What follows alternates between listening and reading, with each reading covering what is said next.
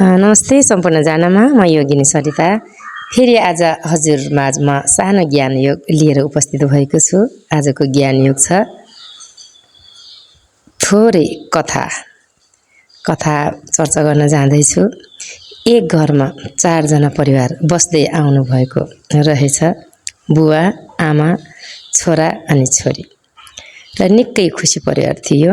र एक दिनको कुरा थियो, बाबाले आमालाई सोध्नु भएछ आफ्नो श्रीमतीलाई, आज साँझ म कतै जानु छ, मेरो लागि खाना नपकाउनु, म आफ्नो साथीसँग घुम्न जानुपर्ने छ भनेर श्रीमतीलाई सोध्नु भएछ। र श्रीमतीले प्रेमपूर्वक भन्नुभयो, हस्, आज हामी आफ्नै परिवार मात्रै, छोराछोरी म मात्रै खाना खान्छौँ, हजुर समयमै जानुहोला भनेर श्रीमतीले भनेपछि श्रीमान खुसी साथ हाँस्दै बाहिर जानुभएछ साथीहरूसँग।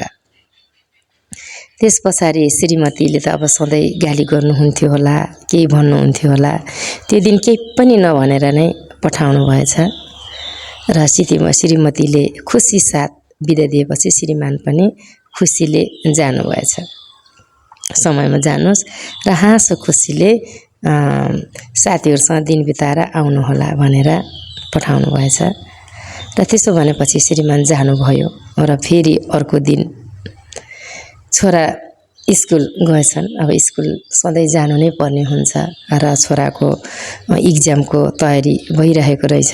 र इक्जाम पछाडि छोराको अन्तिम दिन रिजल्ट आयो र रिजल्ट पछाडि छोरा इक्जाममा फेल भएका रहेछन्। र घरमा कुद्दै आएर आफ्नो आमालाई भनेछन्, आमा, आज मेरो रिजल्ट आउट हुने दिन, आज मेरो रिजल्टमा फेल भएँ, मेरो धेरै विषय लाग्यो, म पास हुन सकिनँ भनेर छोराले आमालाई डराइ भनेको देखेपछि आमाले खुसी हुँदै भन्नुभएछ, छोरा, यो परीक्षामा फेल भएर के भयो त, फेरि अर्को परीक्षामा राम्रो नम्बर ल्याएर झन् राम्रो तरिकाले पास हुन्छौ, के भयो त, पिर नगर, यो फेल हुनु नै अर्को लागि राम्रो उत्तीर्ण को रूपमा पास हुनको लागि हो भनेर आमाले त्यसो भनिसकेपछि छोरा खुसी भएर बसेछन्।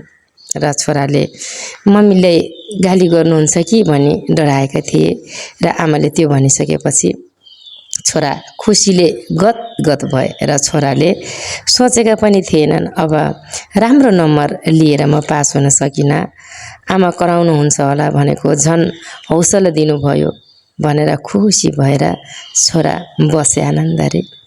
र फेरि अर्को दिनको कुरा थियो, एक दिन आफ्नो छोरी घरबाट बाहिर घुम्न गएकी थिइन्। र बाहिर गएर फर्किँदा छोरीले ब्याग र ब्यागभित्रको सामान सबै बाटोमै छुटेछ। र छोरी साँझ घर फर्किन्। घर फर्किसकेपछि आमालाई डराउँदै भनिन्, आमा, आज मैले बजारमा गएको, मेरो ब्याग नै बजारमा छुटेछ, मैले भेट्न सकिनँ, ब्यागभित्र धेरै सामानहरू थियो, त्यो सामान पनि बजारमै छुट्यो भनेर डराउँदै भनेको देखेपछि छोरीको त्यो निनाउरो मुखको कुरा सुनेपछि आमाले मुस्कुराउँदै भन्न थालिन्, छोरी, सामान छुटेर के भयो, सामान हराएर के भयो, तिमी त सही सलामत समयमै घर आयौ, त्यो सामान छुटेर केही पनि हुँदैन, भोलि तिमी ठुलो भएपछि त्यस्तो सामान त धेरै किनिहाल्छौ नि, र आजको यो सामान छुट्नेको चेतवनी, अब तिमी बाहिर जाँदा सामान राम्रोसँग सुरक्षित साथ लानेछौ र समयमै फर्केर आफ्नो सामान सही सलामत लिएर आउनेछौ, र आज हराएको सामानले केही हुँदैन छोरी, पिर नगरेर आनन्दरी बस, फेरि त्यस्तो सामान जति पनि ल्याउने मौका पर्छ। आमाले यस्तो भनिसकेपछि छोरी फेरि मुस्कुराउँदै भनिन्छिन्, मैले त डराइ आमालाई भनेकी थिएँ, तर आमाले झन् गाली गर्ने ठाउँमा खुसी साथ हौसला दिनुभयो भनेर छोरी पनि खुसीले गदगद हुँदै बसेछिन्। र आमा आफ्नो काममा व्यस्त भएको बेलामा बाबा, छोरा दङ्ग पर्दै बाबाले भनेछन्, आजकल आमालाई के भयो बाबा, पहिला सानो सानो गल्तीमा पनि कराउनुहुन्थ्यो, गाली गर्नुहुन्थ्यो, अहिले गल्ती हुँदा पनि झन् सम्झाउनुहुन्छ, झन् मुस्कुराउँदै भन्नुहुन्छ, हौसला दिनुहुन्छ भनेर छोराछोरीले बाबासँग त्यसो भनिराख्दा बाबाले पनि भन्नुभयो। म पनि छक्क परेको छु आजकल। म बाहिर जान्छु, रक्सी खान्छु, सुतेर बस्छु र पनि तिम्रो आमाले केही पनि भन्दिनन्। म पनि दङ्गै छु, खै अजल के भएको छ तिम्रो आमालाई? रिसाउँदा पनि रिसाउँदैनन्, गाली पनि गर्दैनन्। म पनि छक्क परेको छु भनेर बाबाले भन्नुभएछ। खै के भएको?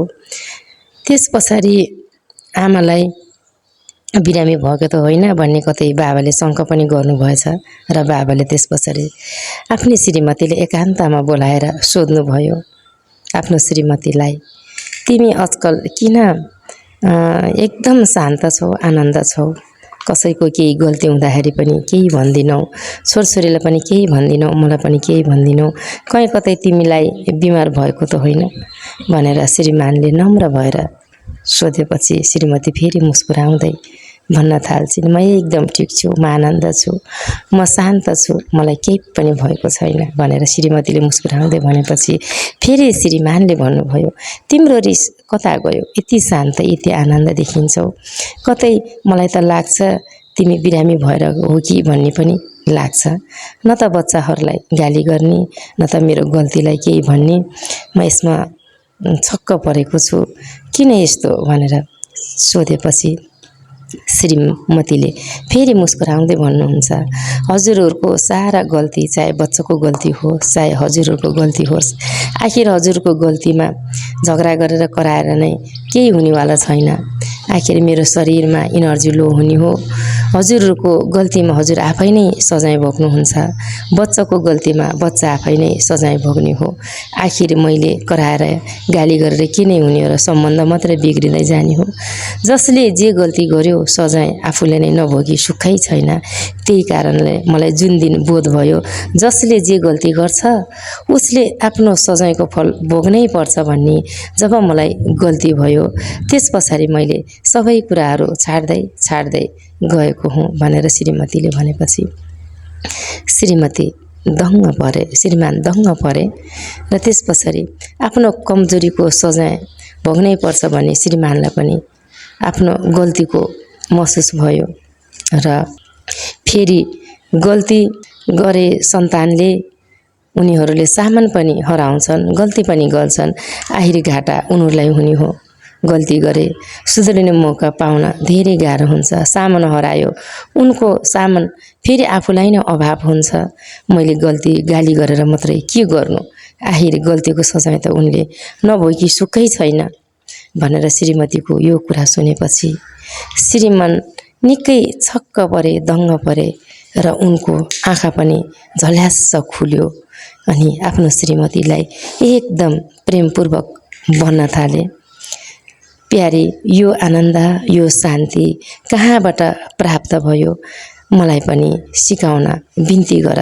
म पनि यी गल्तीलाई सुधार्दै यो आनन्द, यो शान्त प्राप्त गर्न मैले पनि समय खर्चिलो गर्नेछु भनेर श्रीमानले यसरी भावपूर्वक भनेपछि अनि श्रीमतीले फेरि मुस्कुराउँदै भन्न थालिन्, हजुरले सुतेर बिताउने समय, हजुरले जाँड रक्सी खाएर बिताउने समय, हजुरले अनावश्यक खर्चिलो गरेर बिताउने समय, साथीलाई दिने समय, जुन अनावश्यक खर्च गरिरहनु भएको छ त्यो समय म आफूलाई नै लगाउँछु, ध्यान गर्छु, शान्त एकान्तमा बस्छु, राम्रा कुराहरू सुन्छु र दिमागलाई आनन्दमा राख्छु।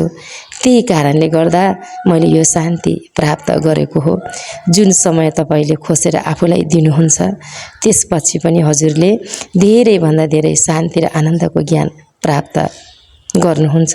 जुन खर्चिलो समय सन्तानले बर्बाद गर्छन्, सामानहरू हराउँछन्, आफूले नपरेर आफ्नो विषयवस्तु लगाएर इक्जाममा पछि पर्छन्, त्यो समय पनि उनीहरूको अज्ञानताकै कारणले हो। जुन दिन ज्ञानको बोध हुन्छ, जुन दिन लापरवाही समय खर्च गरेर बाहिर बाहिर फ्याँक्न थाल्छन्। त्यो समयको बोध हुन्छ, तब बच्चाहरू पनि आफ्नो ध्यानमा हराउन थाल्छन्। त्यही कारणले मैले जसले जे गरे पनि हजुरहरूलाई छाड नै छोडेको थिएँ, जसले जे गरे पनि हजुरहरूलाई आनन्दमै छाडिदिएको थिएँ। मैले भित्र अन्तर्बोधले जुन दिन उहाँहरूलाई बोध हुन्छ आफ्ना कमजोरीको, आफ्ना गल्तीको, मैले त्यो दिनलाई मलाई नै फिर्ता दिनुहुनेछ भनेर मैले प्रार्थना गरेको थिएँ। आफूमस्त ध्यानमा डुबेको थिएँ।